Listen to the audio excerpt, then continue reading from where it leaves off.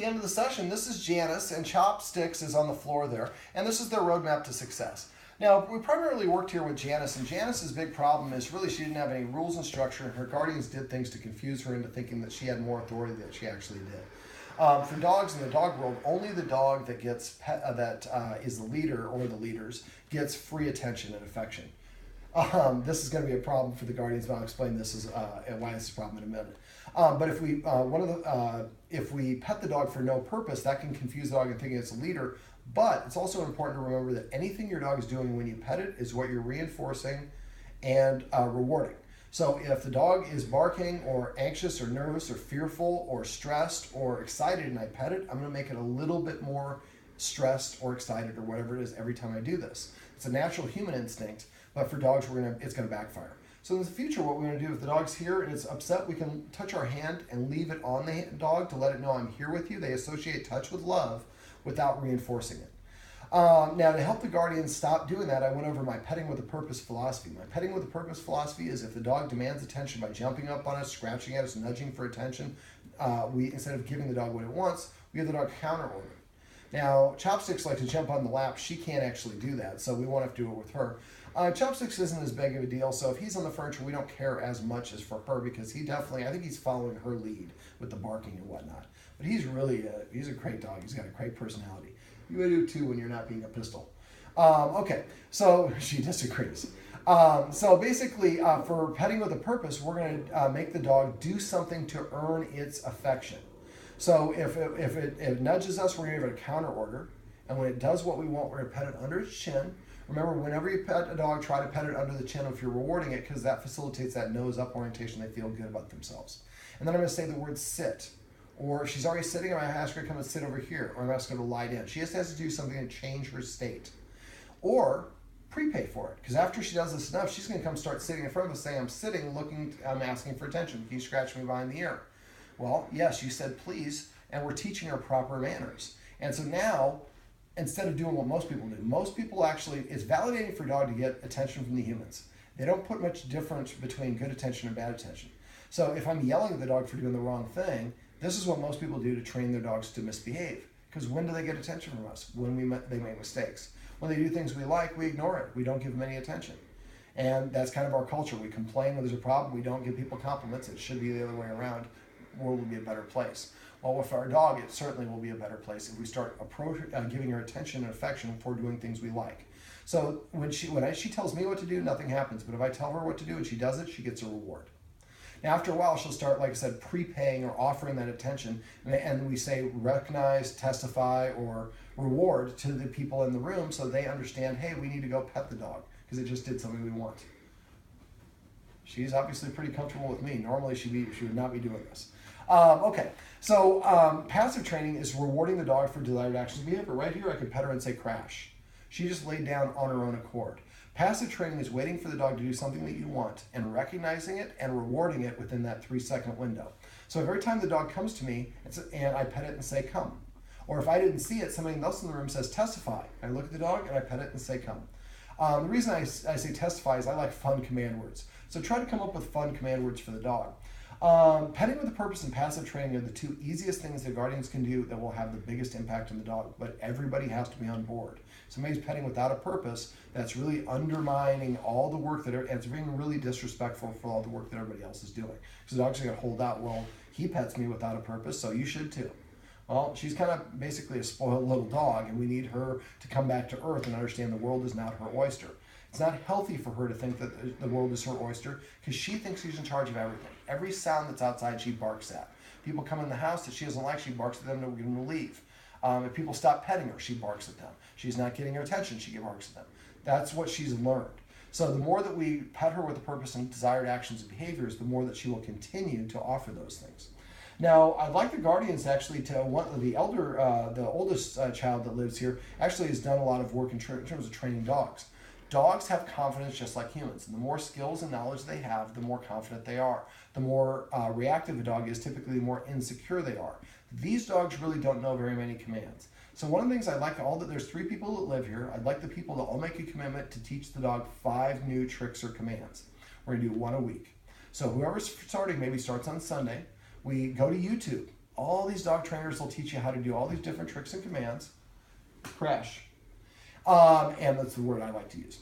And so maybe we teach her to balance a treat on her nose or play dead or whatever it is. So that person teaches the dog how to do it, and then all week long we practice that. Everybody else practices it. They show everybody else how to do it. The next week, the next person takes over and we teach the dog how to go fetch a beer out of the fridge or whatever you want. And each week we're going to teach a new trick or command, and by the end of 15 weeks, now the dog has 15 new commands. That's really going to boost her self-esteem. It's going to help her feel less insecure and less the need to react to things. We're also going to be petting with a purpose and tackling the problem with positive reinforcement. The more we positively enforce the desired actions behavior, the more the dog will start offering those. Now, we also went over rules and the importance of rules and how to keep dog. Rules are important, take kitty, because it helps the dog see us acting like a leader. And so dogs are all about what they see us do. We have a tendency to think like, look, I rescued you, I brought you in this great house, we have food, we have treats, we have dog beds. Dog's like, I didn't see you build this house. I didn't see you hunt that food. I didn't see you make that dog bed. So we don't get credit for those things. When we're off working our tail off at school or work or whatever it is, we come home, we're tired. We sit down, we relax. Well, the dog's like, you don't really act like a leader. You're not enforcing rules. You're not, you're just kind of lounging around. And dogs are all about what they see us do. So the more that we enforce rules, the more the dog starts to see us acting like a leader. I'm a dog person, but I give any creature affection when they don't bite me. Cats like to bite me, so I'm hoping we're not going to do that. So let's talk about some rules. For dogs, the higher they sit, the more rank or status they have. She absolutely should not be on the furniture for a minimum of 30 days or as long as this problem is still going on. All my clients here is 30 days. 30 days minimum of blocking her. And if everybody else is blocking her and let's say the boyfriend lets her up on the couch, he underdid all the work that everybody else did for however long she was off the furniture. So we have to make completely off the furniture for at least 30 days or as long as the problem's still going on. Now I'm getting cat licks. So now whenever I take away the furniture, I always like to give the dog a dog bed so they have a designated place to go. So we put we put a simulated dog bed under the TV, which is my preferred place to put it, and we taught her to go there on command. I'm not going to go through it because it's pretty simple. If you want to teach your dog to go to your dog bed on command, message me and hire me and I'll show you how to do it. We also went over the escalating consequences, how to disagree with unwanted actions and behaviors. If you forget how to do those, message me and I can let you know how to do that. The video above is not the best representation of a focus exercise because I gave her too many treats, she was full, but it's a great exercise and technique because it'll help the guardians redirect her attention. And dogs can't focus on multiple things, so if we can teach her to look at us as opposed to barking at the person down the street or whatever it is, she'll feel better about herself. Now, she doesn't like having her collar put on. And there's something called a conditioned emotional response, or CER. And if you're looking at this video on Doggone Problems, if you go to the dog training tips page, on the right side of the page on our desktop, you'll see a search box. Type in Samson. There's a dog I worked with about a week ago. He's a big golden doodle named Samson, does not like having his collar put on. I go over how to create a conditioned emotional response in the main video on that one. Yeah, what are you thinking? You gonna get down? I can't find a comfortable spot up here. Now for dogs, the higher they sit, the more rank or status they have. Letting dogs sit the same height as us says we're equals. Letting dogs sit higher than you tells the dog that it has more authority than you do. And so this is problematic, and she should not. This is probably going to be your last hurrah up there, sweetheart. So after this, she can't get on the furniture anyway, so that'll be easy for her not to be able to get up there. But for 30 days, she's going to start hanging out there, and she already started hanging out. She's pretty smart. She picked it up right away. Other rules would be the dog's not allowed to be within 7 feet of a human who's eating. So what we would do is take some painter's tape. There's a kind of an L, 2 couches here. We put a line right there and a line here. So this box in front of the 2 couches, when the humans are eating here, the dog's not allowed to be there. The rest of the time they can come and go and just not be on the furniture. Now, if you do get to the point where you invite her up and she's up here and then she does this, she has to get down. And or if you invite her up and she gets down to get a drink of water, when she comes back, she would need another invitation to get back up. And the guardians don't think she can get up here on her own, but don't be fooled. I bet you she can. She just, as a princess, is used to having people pick her up. So she might, if she does, you might have to come up with a creative solution to keep her off the couch and let me know if that happens. I can go over that with you. Other rules: not being allowed to eat, be in the kitchen when the humans are eating, or preparing food, or feeding when they're feeding the dogs. We're putting a structure to feeding time. So she's going to eat second. He's going to eat first after the humans do. Humans, whoever's feeding her, should eat something first. Chip or cracker, something in 5 or more bites. And then when they're done, then when the humans are done eating, we're going to call in Chopsticks. When Chopsticks is eating, she's not allowed to be in the kitchen. That way, Chopsticks gets to eat his food without her breathing down his neck. And that's the way a dog would try to intimidate, try to take food from another animal. So once he's done, he has to leave the area. Then she comes in, and also try to keep the cats out when they're feeding. And this way, the dogs see the humans eating first. The dogs see that the humans are not allowing me to go try to take the food from the other human. And as soon as the dog walks away, we pick up the bowl. If there's any food left over, dump the bowl empty and put the bowl back down. I want the dog to walk by the bowls over and over throughout the day and see there's no food there. Then when there's food there in the morning and the evening, during that 3 minutes that each dog has of food in the bowl, that's a very special, privileged time the dog's going to want to go and eat that food. And if your dog doesn't eat for a day or two, that's okay. Do not cheat or feed the dog a snack. You're only cheating against yourself. Eventually, hunger will kick in. My parents' dog, I feed 3 times a day. She did not eat until breakfast of the 4th day. Who blinks first loses. You're giving your dog an opportunity to eat twice a day. If they turn their nose up on them, that's on them, not on you. So don't cave in. Let me see. So petting with a purpose and passive training are the 2 easiest things. Did we go through that in this video? We've redone this video a couple times. We had some technical difficulties, so I want to make sure we cover everything.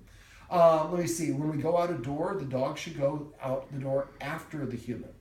Keep the leash short, not tight, but short. Something else we can do is we're up on a 2nd floor. There's some stairs.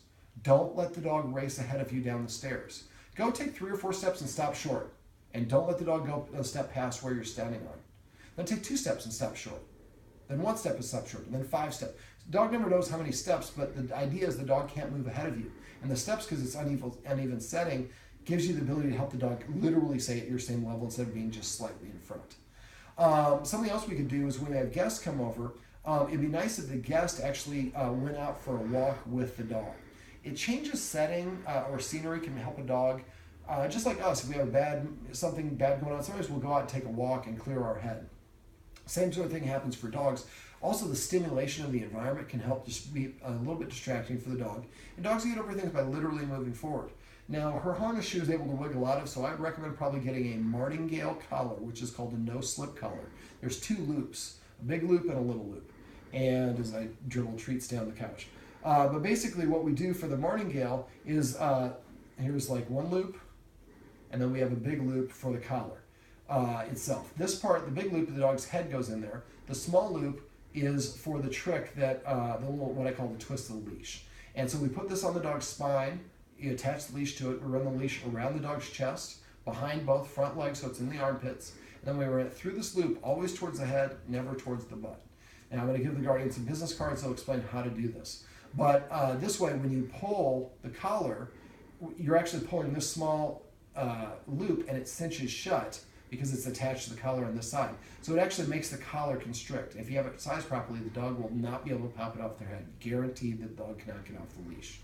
Now, because dogs get over things by literally moving forward, and she seems to like the walks, having the guardian's guest take her out for a walk before they come in the house, at first maybe they walk with the guardian, maybe we walk around the block. We walk halfway around the block, and then the dog's in between the 2 humans.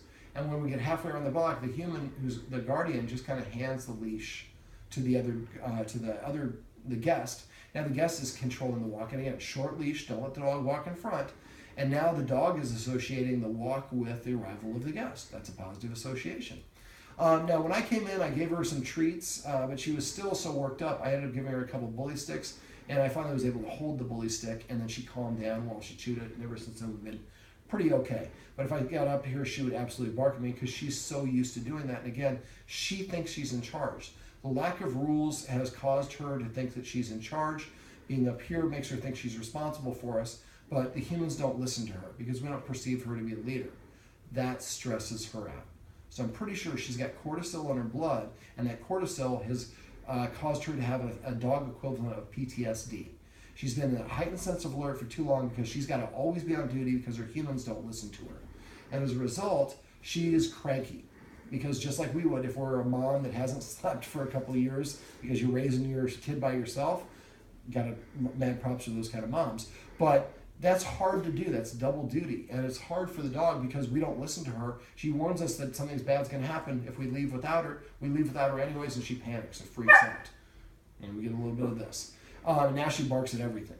So the more that we pet with a purpose and passive training, the more that we do those desired actions, the more she's going to start emulating those behaviors. And now when she tells the humans what to do, nothing happens. So she doesn't feel like the humans are listening to her. She can't sit at the same level of the humans anymore. I don't feel the same authority level. Now I'm not allowed to eat before the humans. Before there was free feeding. I was feeding kind of whenever I wanted. Well, now I get 3 minutes to eat in the breakfast, and I get 3 minutes to eat for dinner. As soon as I walk away from the bowl is dumped empty and put back down on the floor. Make sure you put the empty bowl back on the floor. That's important. Let me think, what else? When it comes to food, the most important thing is the temperature, not the taste. So the smell is actually the most important thing. Temperature is second, taste is third, sorry. Let me see, what else? I really think that within a couple weeks of flipping the leader-follower dynamic, she is going to actually feel relief. She's going to protest. She's going to test. Remember, you have to always outlast your dog. Every time that she challenges us and we cave, we're making her challenge us more the next time. So for the next month, we have to be like, you know what? If I'm late for school, late for work, the dinner gets burnt, doesn't matter. I'm going to get my way. Sit. That's passive training. Don't do it on cats. I don't think it works very well for cats. All right, can you come back over here, Janice? Nope. It's like, no, this is as close as I'm going to get. I'm going to protest if you even suggest anymore. That's right. That's what I said. So, yes, there we go. So, she's tired. She's cranky. We've been working out for about 3 hours. This is Janice. Chopsticks is right over. Why don't we show Chopsticks? He's such a good pooch. Make a kissing sound and he'll look up at you. Choppy. What a good-looking pooch. I think he looks like Chewbacca, but Chopsticks suits him as well. Well, that's Chopsticks. This is Janice, and this is their roadmap to success. Remember, everything you do trains your dog. Only sometimes you mean it.